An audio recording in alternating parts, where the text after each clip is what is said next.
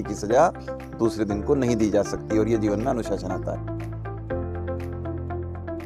नमस्कार, मैं निकुंज Kumar Budhana Aditya public school की ओर से कक्षा 12वीं का छात्र। आज हम जा रहे हैं क्विक इंटरव्यू सेगमेंट की शुरुआत करने और इसी सेगमेंट की शुरुआत होगी आपके हमारे अपने माननीय honourable member of parliament of Mandsaur Shri Sudhir ji Gupta sir. नमस्कार सर।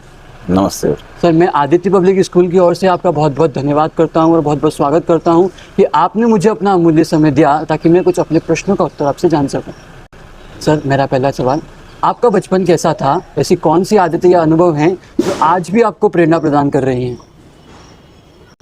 नहीं, देखिए, बचपन की यादें तो बहुत सारी समेटी जा सकती है, पर मैं समझता हूँ कि मैं छोटी उम्र में जब खेलों के माध्यम से बच्चों से जुड़ता था, हम कई किस्म के खेलों में अपने आप को सम्मिलित कर पाए। यानी मैं एक पर्टिकुलर खेल पर अपने को कंसंट्रेट नहीं कर पाया और धीरे धीरे खेलते खेलते हम राष्ट्रीय स्वयंसेवक संघ की शाखाओं की तरफ चले गए।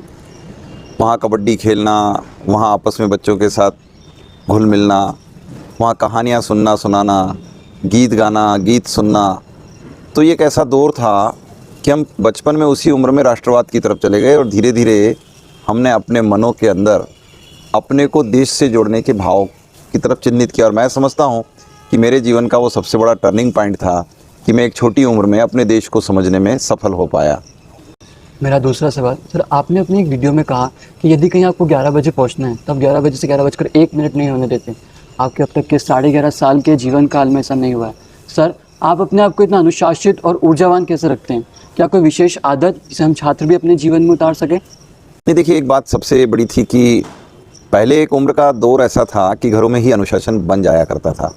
स्कूल के टाइम्स, घर में भोजन के समय, व्यापार व्यवसाय के समय, ये सब एक डिसिप्लिन वे में चला करते थे।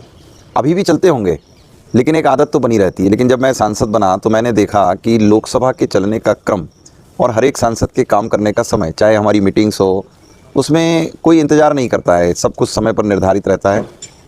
इसलिए मैंने एक चीज़ महसूस किया कि मैं अपने पहले कार्यक्रम में घर से जब निकलता हूँ तो बिल्कुल डिसिप्लिन में चलता हूँ कि जो समय पार्टी ने, जो समय कार्यक्रम करने वाले ने, जो समय बुलाने वाले ने निर्धारित किया, हम उस पर चलने की कोशिश करते हैं। लेकिन बाद का समय जो होता है, वो दिन भर का समय, वो फिर कार्यक्रमों पर आधारित हो जाता है और इसीलिए वहाँ देरी बनती है।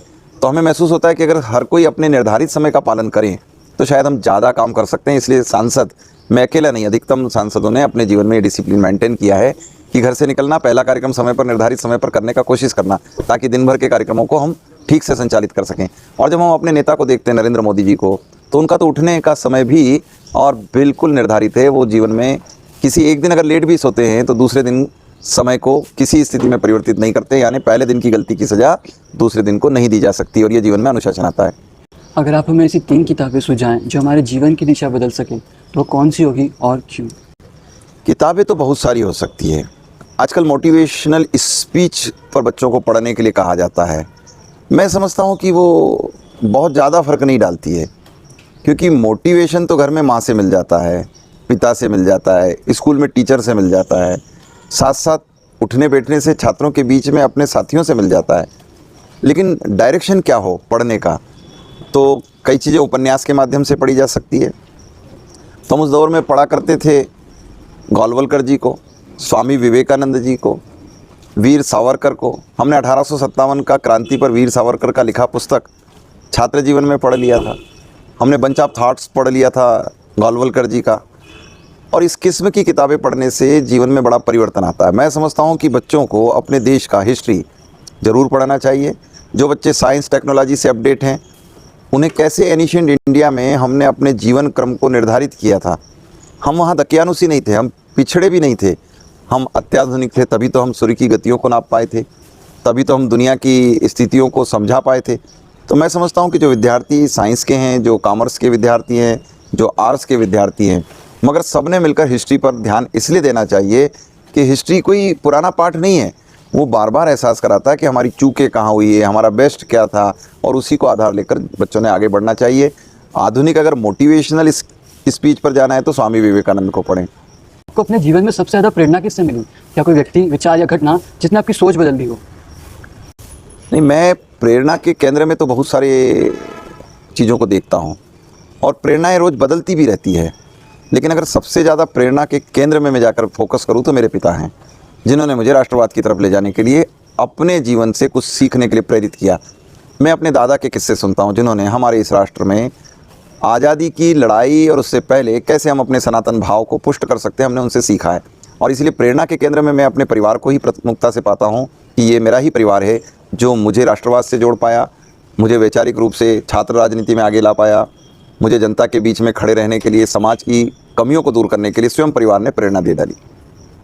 सर, आज के स्टूडेंट्स अक्सर जल्दी थक जाते हैं, हार मान लेते हैं। आप ऐसे स्टूडेंट्स को क्या सलाह देना चाहेंगे जो अपने सपनों के लिए जूझ रहे हैं?